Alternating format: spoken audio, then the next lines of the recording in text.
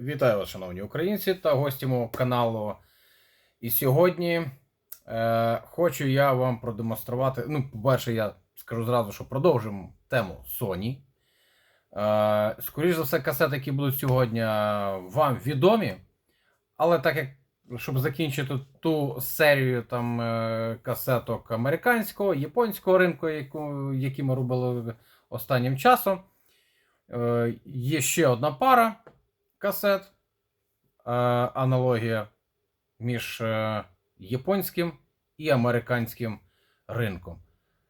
Так що давайте роздивимось. Ми минулого разу, якщо не помиляюся, EHF американську розглядали з її японським аналогом. Чи навпаки, японська касета і аналог американський. Так що давайте, друзі, розпочнемо. Ну і звісно, я чекаю від вас підписку, вподобайку з коментарем. Так що не підводьте мене, будь ласка. І хтось може подумати, це ж було вже. Так, друзі, ці касетки ми вже з вами роздивлялись. Але є американські аналоги. Та-дам! Ось ці. Ці ми ще не розглядали, але це, скажімо так, закордонні брати. Фактично це одна і та ж сама касета, але американського ринку саме це. Ось цей HFX, це аналог японського BHF, ну і, звісно, SHF, аналог AHF японського. Так що, бачите, все так запутано. По факту, це, скажімо так, оці дві пари – це однакові касети. Але для японського ринку ось такі йшли, а для американського ось так йшло. Бачите? Так що ці ми вже давайте в стороночку. І почнемо давайте тоді з меншого класу. Тому що SHF класом вважається вище за HFX. Так, ну що ж. Ось так. Та-дам. Виглядає, перепрошую, все як завжди, дуже гарно. Бокс з високим бортом. І ми ж всі ж прекрасно розуміємо, це от як руді і соньки, це ж той самий аналог.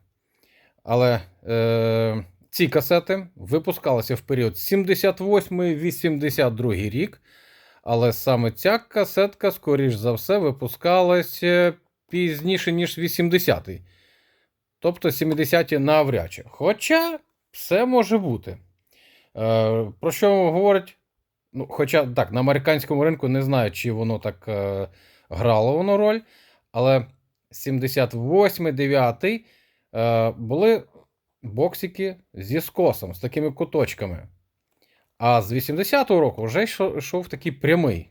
Бачите, прямий бортик. Але є один нюанс. Давайте ми роздивимося. Ну, по-перше, отак от виглядає ось ця сторона. Терець в мене аналог пакування. Ну і ось так от виглядає з цього боку. Класичний, стандартний бокс з широким бортом. Так. Тут у нас, звісно, благо не пописано.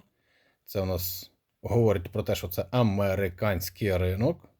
Американську мову бачите? Бачите? Хтось каже, ну це ж англійська. А хто сказав, що американська то є не англійська? Англійська, але є теж нюанс. Класичний боксик, кажу, корпус. Він нічим не відрізняється від всіх остальних касет. Єдино наліпочка. З гарними такими літерами HFX. 45 на кожну сторону. Ну, для тих, хто на бронепоїзді не вміє рахувати, що таке 90 хвилин і поділити навпіл. Можливо, хтось не в курсах. Для тих, хто на бронепоїзді, ось такий додаток. 45 хвилин на кожну сторону. Ось така поміточка Dolby. Тут сторона A, Japan. Все як має бути. Перший тип. Так, давайте подивимося. Ой, в мене, бачите, тут відсутній захист. Ну, нічого страшного. Це не смертельно. І що? і дуже затертий серійний номер, який фактично я вже не бачу. Дійсно, зовсім. Отут десь, мабуть, воно і було, але чомусь. Так, друзі, серійного номера вже не видно. Так, про який нюанс я казав? Так. Бачите, цей рекордик, ну, звісно, є вставочка ось така, це сонівська, але ось такий от зеленкувато-жовтуватий рекордик, це означає те, що стрічка, ну, принаймні, була випущена до 80-го року. Тобто 78-й, 79-й, скоріш за все. Бачите, колір. Колір коричневий. Такий шоколадний. Давайте ближче, що такого. Ферік, класичний ферік. Ось так от, друзі. Ну і виглядає. Вона просто в ідеальнішому стані в мене. Як то кажуть. І якщо не помиляюся, тут якісь японські записи, якісь там розмовні. Десь, мабуть, хтось писав з якоїсь радіостанції. Ну, були такі, як то кажуть, прихильники радіостанції писали. А може і ця касета була десь на радіостанції. Все ж може бути. От. А її аналог в Японії був BHF. Просто для нагадування. А тепер та, що була на японському ринку AHF, американський аналог, ось цей SHF. Ця стрічка, сама касета, класом вище за HFX. Ось так, друзі. Тобто тут якась своєрідна оксид заліза. Там таке замудрене слово, народ. Я дивився, намагався запам'ятати і якийсь там, називається зовсім якось, мені важко це вимовити. Хіба що прочитати можна, але, друзі, не буду. От, покращена версія. Бачите, все аналогічно. Нічим не відрізняється. Дизайн той самий. Тільки що от в такому сіренькому вигляді. Такий колір. Чому сіренький, я прямо не знаю. Деколи думаєш, чому ж сіренький? Чому щось таке яскраве? На японців це не схоже. Вони люблять все таке яскраве, кислотне. І тут раз. Пум-пум. Так. Американський ринок. Та-да! Так що, друзі. Так, по боксу і J-карті, звісно, ніякої різниці. По самій касеті теж різниці немає ніякої, тільки ось ця наліпочка. Теж дублюється 45 хвилин на кожну сторону. Тобто дизайн повністю один в один. Єдине, що... тут є вже серійничок. Судя по серійнику, це у нас 81 рік. Бачите, касета 81-го року, а стрічка, скоріш за все, 70-х, 78-й, 79-й. Якщо відштовхуватись від того, що зелений ось такий рекорд був до 80-го року. Так от, друзі. І має ось таку, бачите, стрічку, світло такого, навіть, я б сказав, рудового кольору. Якщо порівняти з HFX. Різниця, більш насичений такий колір S-очки, ніж у H-очки. Назвемо це так. А в ідеалі, ніби так от, на перший погляд, ніби різниці нема ніякої. Навіть місцями здається, що S-ка по поліруванню набагато, ніби полірована краще стрічка, ніж це. Але, можливо, це мені так здається. Хоча, хто знає, можливо, так воно і є, друзі. Ось ця версія вважається як покращеною. І ми сьогодні спробуємо калібранути обидві касетки. До речі, на одній з цих касет записаний якийсь виконавець японський, який дуже мені нагадує по якийсь там європейський... зараз скажу, Біллі Айдол. Американця, співака, всі ж знають Біллі Айдола, ну, багато хто з вас знає, виконавець 80-х. І я вмикаю на якісь одні з цих касет, чую, що щось по стилю дуже знайоме, але японською мовою.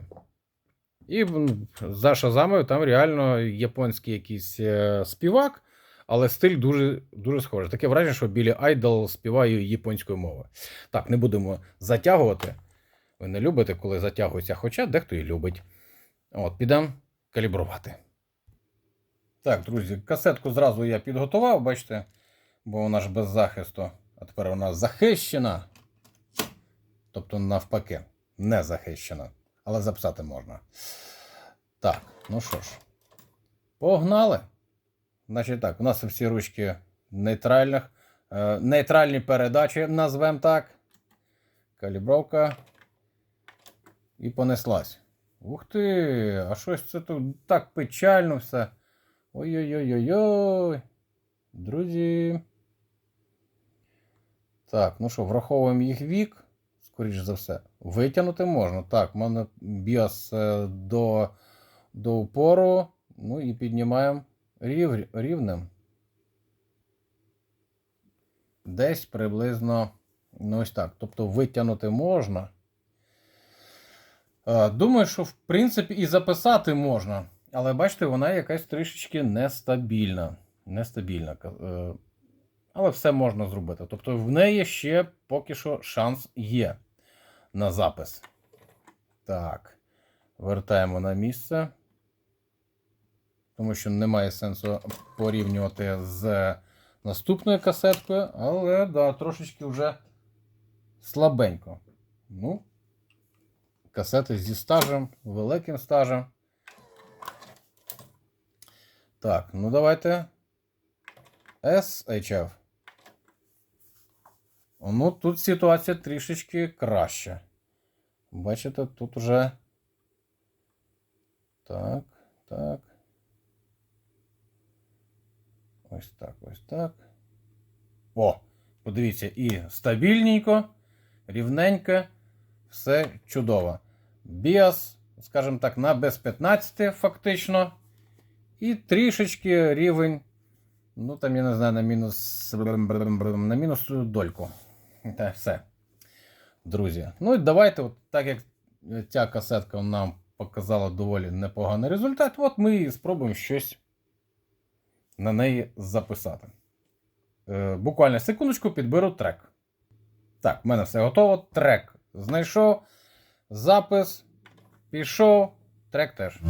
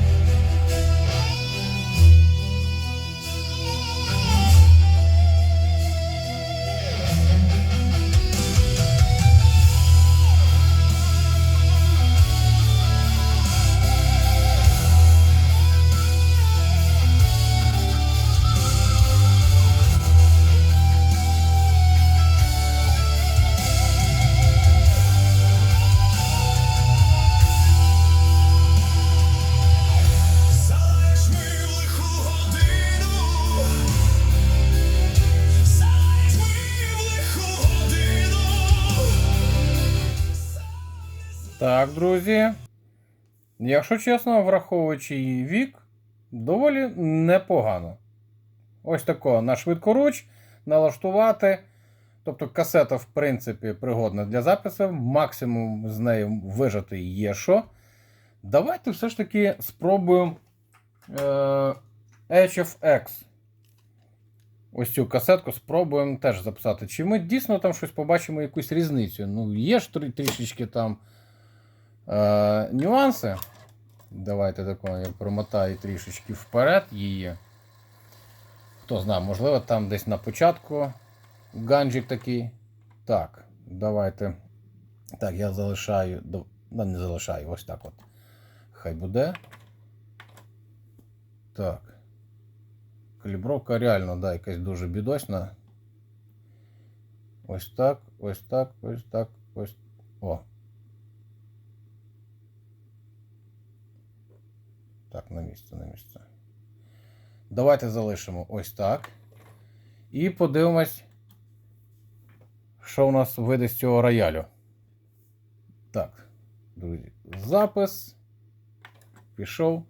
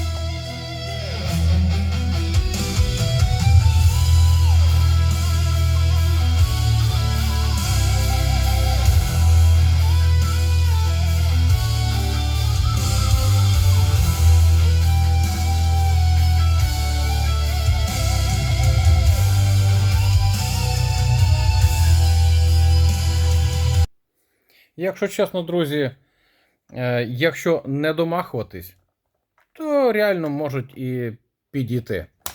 Це вже настільки скептично, як багато з нас звикли домахуватись до касет. Можна знайти ганджики, але повірте, вони ще придатні. І якщо витягнути з них максимум просто їх можливості, їх можна прописати. Думаю, що, звісно, деки з калібровками, звісно, для них потрібні.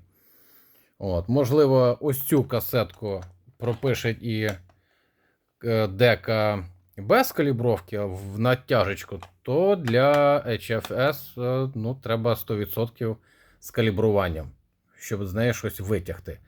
Так що тако, просто на грані. На грані такі касетки. Але все можуть бути. Друзі, ставте вподобайки. Пишіть коментарик, не менше 7 слів. Можете 7 кілометрів написати, 7 кілограм. Ну, кому як зручно і хто що має. Кому не важко в руках нести тих 7 слів. Так що, вподобайка, коментар, дзвіночок. І підпишіться, хто ще не зробив це. Можливо, це для вас це нічого не вартує, а мені буде приємно, друзі. Так що, ось так от. Пишіть свої коментарі, що думаєте з приводу даних касеточок. Ну і, звісно, слава Україні!